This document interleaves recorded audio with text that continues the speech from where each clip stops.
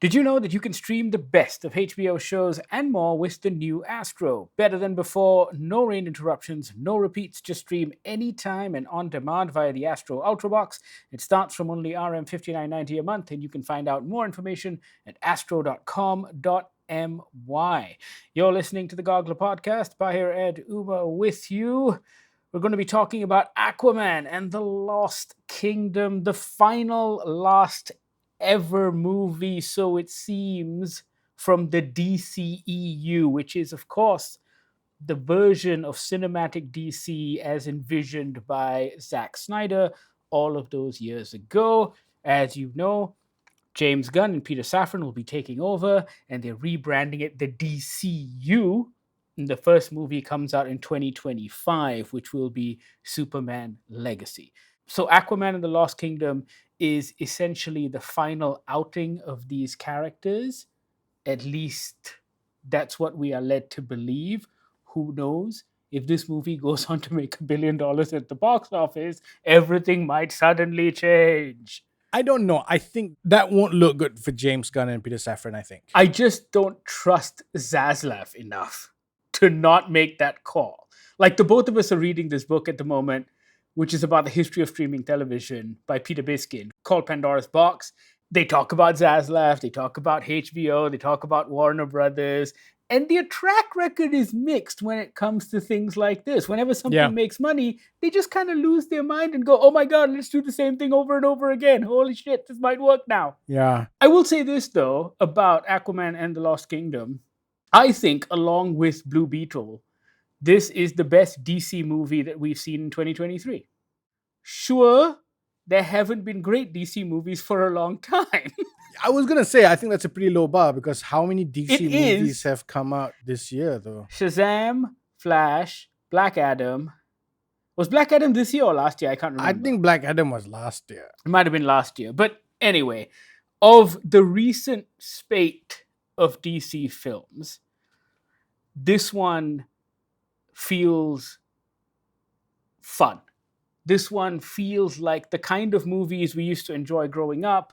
Goonies, Jumanji, the family-friendly adventure fare that is safe, inoffensive. It may be a little paint by numbers because obviously it pulls references from Star Wars and Lord of the Rings and a whole bunch of other stuff, including the original DC comics. But I think James Wan is a really sound director who manages to thread all these elements together in a way that makes it entertaining. The thing about this movie is that it is entertaining, but it is not going to be stand out, right? You're not going to be wildly affected by anything that happens in this movie. This Correct. isn't this.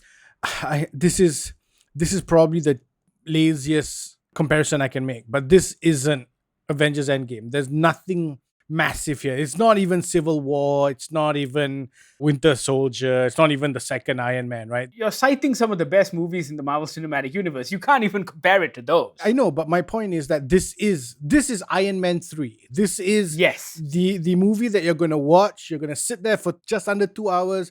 You're going to enjoy yourself. People are not going to be writing odes to this film. I think Iron Man 3 is a really good example because I have fond memories about sequences from that movie, which I really loved. But as a whole, it doesn't rank particularly highly on my rankings of superhero movies. Yeah, but again, that's not because it's a bad movie. It's fine. It's completely serviceable. To be fair, Aquaman and the Lost Kingdom is more than just serviceable. Yeah. The both of us sat down and watched the original Aquaman yesterday just to refresh our memories. And where did we watch it, Uma? Oh, we watched it on HBO because it is showing on HBO Go, where you can watch all of the DC stuff again, if you so please. You know, as we mentioned in the ad at the beginning of this podcast. That's right. We're making our money. We're doing our job. Yeah.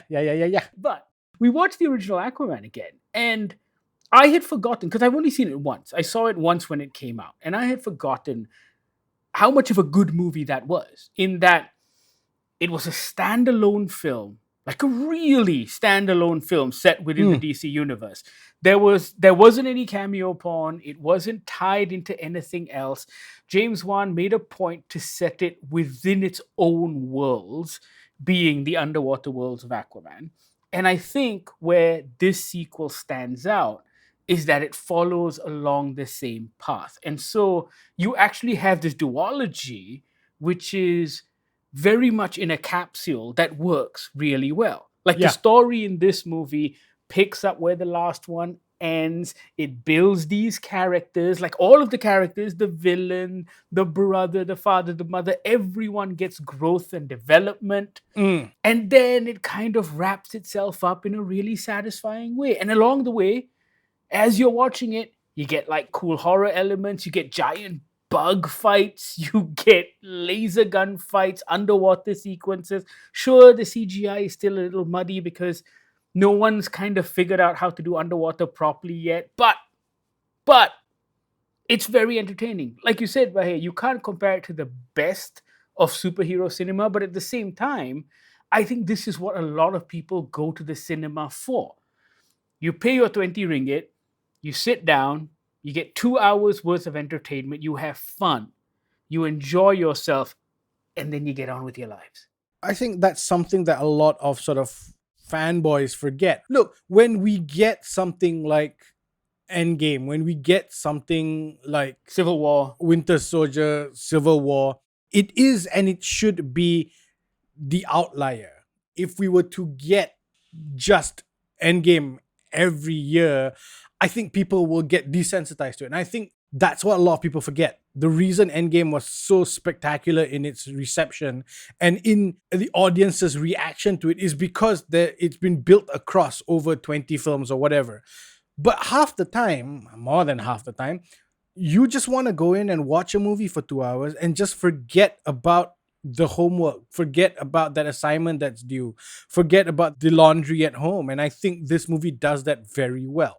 And also forget about the homework you have to do while watching superhero movies, right? Exactly. I think that's the other thing as well, right? Like this movie, in fact, I think even if you haven't seen the first Aquaman, you could probably get into this because they do the education of what happened and why Orm is where he is and what the big brouhaha was between Aquaman and Orm and Black Manta and Black Manta's father. It does enough of it that you won't be lost. I will say this though. I think what this movie proves to me is how good a director James Wan is.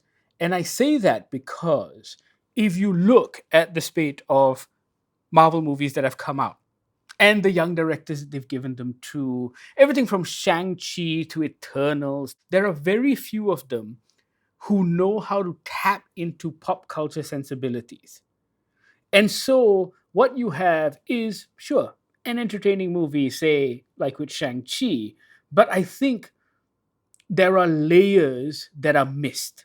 So Jason Reitman's a very good example. When Jason Reitman did Jumanji or Ghostbusters Afterlife, you can tell that there is a certain sensibility to those movies that tap into the kind of Amblin entertainment stuff Yeah. that we used to enjoy growing up. Yes. I think James Wan does that. He brings in all of these elements that he's been influenced by, that he's been inspired by, and he does it in a way to make a very entertaining product.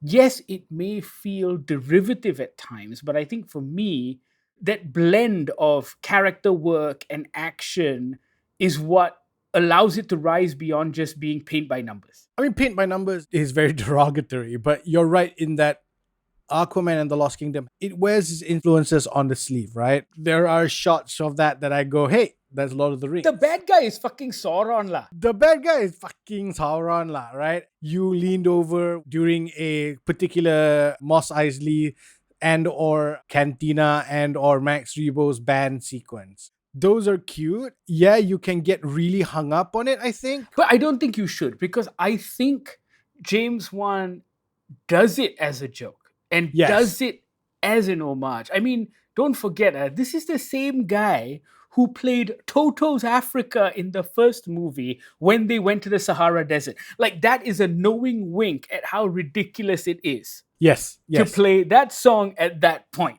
It is the most on point and obvious sort of needle drop. And I think as a director of his caliber, it has to be a joke. Of course, it's a joke because you see him make similar horror references and jokes in his horror movies too. He knows what he's doing. He's not an idiot. Yeah. And this movie kind of cemented that for me because I was watching it, and as it was going along, like you said, I leaned over and I was like, "Oh, look, it's Star Wars," and "Oh, look, it's Lord of the Rings," and yet I was still very much caught up in the movement of the film. Like I was into it. I was engaged. I enjoyed what was happening to these characters. I thought the relationship that they drew between Arthur and Orm and the family dynamic that he was building without, saying family 100 times was actually quite believable. I was seeing a lot of headlines and on Twitter about how Aquaman is like a really funny movie, and people were sort of whinging and moaning about that. But it is not funnier than the first one. There aren't any sort of jokey bits, right? There are no bits in this film. Yes, Jason Momoa throws out comedic lines, but those just feel like on par for a character played by Jason Momoa. It's also his character in the movie, right? He makes a joke about using humor to hide fear and stress. Yes, he also does that in the film, which is funny. The movie is not a comedy. This isn't an over course correction and you blame Marvel because Marvel makes funny movies. None of that. This is exactly the same tone, pace, and characters that we saw in the first one. People loved the first one. It made over $1 billion in cinema. The first one is the highest grossing DC movie of all time, even over the Batman movie. So that should tell you something. There's something about the first movie that really resonated with audiences. And I think a lot of it had to do with the fact that it was standalone. A lot of it, of course, has to do with the charm and charisma of Jason Momoa, who is a very charming and charismatic man. And I think a lot of it has to do with the world that James Wan created. I think younger audiences will appreciate that. God knows I felt almost a sense of childlike wonder. I say almost because, we're old and jaded and kind of cynical, but Yes. almost a sense of childlike wonder as I was exploring this underwater world. We spoke to him when he was in KL, and I said that it was Star Wars like in its execution. That's what I told him because it's true. The difference, say, between something like Star Wars and Star Trek is that I've always thought that the world building in Star Wars was incredible. The aliens looked unique and insane and crazy. The vehicles were cool. Even the stuff in the background looked special and different. There was always so much to see on screen. And as you dive into Atlantis and the other worlds they explore in this movie, it's all there. It looks like interesting, unique creations. And the world building is absolutely fantastic. It's just sad that it's all for this one final movie. One of my big gripes after seeing the trailer for Aquaman and the Lost Kingdom was this whole thing about, there are more tridents out there and there are more lost kingdoms out there. I just felt like, do we really need another trident? Is that really where this movie needs to go? But you're right, James Wan has given that a purpose, right? It's not just a cop-out for them to go on another trek around the world to find another trident. But only because the trident or the new trident in this movie is the One Ring. So in that sense, it's a different take on the trident. It isn't like in the first movie where the trident proves that you're the chosen one. I think all of those story beats are cute, and I think they make it work. And what I'm always curious about is when people don't like a movie like this, and it's okay if you don't like a movie, that's totally fine. But when they passionately hate a movie like this, I'm always curious as to what it is they actually want. Like, what are they expecting from their superhero fare? It's not just Endgame. It can't be, because obviously that is the product of a decade worth of films, and that is the conclusion to that. And just like what you were saying about Endgame being an outlier, I think it's the same with most films, right? For every Oppenheimer, there is an Interstellar. You don't laugh at me, man. What is the answer? It is love. Yeah, I mean, bullshit. I will say the third act of Interstellar really dropped the ball. Love. Whatever. That's a valid conversation to be had. Because again, you don't like a movie, that's fine, but why don't you like it? And if it just devolves into, well, I didn't like it because the movie was so female centric, then please lose my phone number because I don't want to talk to you. But you're right? Like, that's the question. Because we had heard at the end of this film that there were a few people who found it less than enjoyable, let's say. And I think that's an unfair thing because, again, we don't know what you were hoping for. What were you hoping for when you were going to sit down to Aquaman 2, Aquaman and the Lost Kingdom? For me, a movie like Aquaman, a movie like Blue Beetle, I think they transcend the superhero fatigue thing because they have so much heart. Like Aquaman may be a little derivative, but it genuinely feels like everyone in the film was having a good time. They put their all in. Like we've seen modern day blockbusters where you can tell that the actors are phoning it in because they're bored out of their minds. And this didn't feel like that. This felt like everyone was completely committed. And in that sense, I think they were still all in because they seemed to genuinely enjoy these characters. Nicole Kidman seemed like she was having a good time. She wasn't just phoning this in. It's nice to see someone like Nicole Kidman in a movie like this because it's not a role Nicole Kidman would get. It's the same thing with like Salma Hayek in The Eternals. They're always seen as almost unattainable or above this sort of thing. Yeah, like when they join the MCU, and I'm not saying they're slumming it, but it's like, hey, you're one of us. Exactly. Yeah. Man, yeah, I had fun with Aquaman. I had a lot of fun. I think I would definitely be revisiting this a lot sooner than I revisited the first Aquaman. I think it's a much stronger movie than the first one. Much stronger film. I think the first was good, but there were moments that felt like too much character and world building had to be done, and it slowed that movie down. There were bits in the first one where they decided to stop the movie so that we can see Amber Heard's Mira and Jason Momoa's Arthur Curry fall in love in Sicily. Yeah. It's just like, I don't need this. Move it along. I mean, sure, that bit was sandwiched between two massive action sequences, but you're right. That bit really brought the film to a screeching halt. It brought the film to a screeching halt. I forgot how like the pacing was completely thrown off. Yeah, because they found this bottle, then they suddenly had to go to Sicily for reasons because of a message in a bottle. And then suddenly they're just eating flowers and there's a little girl. Suddenly Mira's reading Pinocchio, and we're like, what? It's a sweet moment, but it needs to be in a different film. Yeah, I think they rushed that bit too much. Like I was thinking how it was pulled off in the Iron Man movies, and they really took their time getting Tony and Pepper together. Yeah. Like there was the almost kiss in Iron Man 1 at the party, but it was an almost kiss. It never really happened. And I'm glad it didn't, because I think that relationship wouldn't have fit within the first film. And it felt like they were trying to do too much. But with Aquaman 2, since all of these characters have been established, everything just kind of gets going. There's very little fat. It's just move, move, move. Sure, it's go on a quest, find this, do this. Oh, he's there. We've got to stop that island thing from happening. But it's entertaining throughout. And that's why I think the Jumanji comparison, the Goonies comparison kind of works well, because it's an Indiana Jones style adventure. Jumping from place to place, country to country, underwater kingdom to underwater kingdom, doing stuff. Yeah, it's Jumanji. It's a little bit of Brendan Fraser's The Mummy. It's that adventure with a gang, funny quips, oh monster, but nobody's really at any risk of dying, even when the villains got a apparently super special Atlantean weapon. But you get a little hit.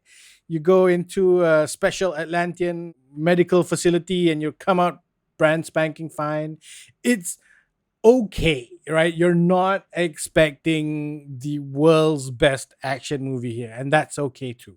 But it is very good cinema. It's a very good time out at the cinema. That's what I meant. That's what I mean when I say very good cinema. So what do you want for the most part when you go to cinema, right? You want to be entertained for 2 hours. And in that sense, I think it's very good cinema. You pay your money, you get your money's worth, you have a good time, there's lots of action, lots of jokes, laugh a bit, maybe cry a bit, depending on how emotional you are. And then you know, you go home and get on with life, and then you go for lunch. This isn't going to be a movie you're going to be talking about over lunch. But you're going to leave the cinema with a smile enough on your face, right? And then you're going to go for lunch. Your day hasn't been ruined. It hasn't been changed by this movie. It's just sad because I think if this movie had come earlier, it may have meant something different for the DCEU. Yeah. Instead, they put all of their eggs in the Dwayne Johnson Black Adam basket, which was a mistake. And then they continued to put more eggs in the Flash basket, which is a movie we enjoyed, but just cannot lie with Ezra Miller, with timing, with all of that stuff. It just didn't work. And so it feels like Warner just lost steam when it came to Aquaman. I think they gave up. And they just went, okay, let's not spend any more money promoting this film. Yeah. Which is, I think, a mistake because you've got a good product on your hand, much like Blue Beetle, and you're going to be kicking yourself when everyone kind of discovers it on streaming later. We'll see how the box office fares for this, but I don't think it's going to get the kind of scathing reviews they're expecting by lifting the embargo on the day of the movie's release. That's really freaking weird. But hang on. The embargo lifts on the day of the movie's release. However, they've shown it to the public already here in Malaysia. And there are some countries where it actually opens on December the 20th, but the embargo only lifts on December the 21st. So there is a critics embargo because clearly they're fearful of what critics will say. And they're hoping strong word of mouth on the part of audiences will help them out. I genuinely think that's a mistake. Yeah. Especially in this market, because when people are more discerning with their spend and discerning about what they actually go and see in cinemas, a lot more people do look for a rating, for a review to kind of help them budget their entertainment spend. I think audiences are wisening up to the fact that if they don't find a review, it's usually not a good sign. I also think it's a lot simpler than that. If I don't see a review of a film that I'm planning on watching this weekend, maybe I'll wait and then I'll forget. Yes. Or I'll spend my money elsewhere. That's as simple as that. We think you should go watch it though. Aquaman and the Lost Kingdom is now showing in Malaysian cinemas. We highly recommend it. We had a lot of fun in the cinema. If you enjoyed the first movie, this is a no-brainer. Go watch it. There are some safe scares in the film because obviously it's James Wan. So just like the trench creatures in the first movie, this one has some similar scares. But otherwise, I think your kids will love it too. This is family-friendly fare, completely inoffensive, and a good time at the cinema. Let us know what you think once you've seen it. Reach out on all of our social media feeds, Goggler MY. You can also email us on podcast@goggler.my or send us a WhatsApp on the Goggler hotline 012-524-5208. Drop us a line on any of those channels and we'll send you a link to join our Discord server where you can chat with us in real time. Thank you so much for listening. This is the Goggler Podcast.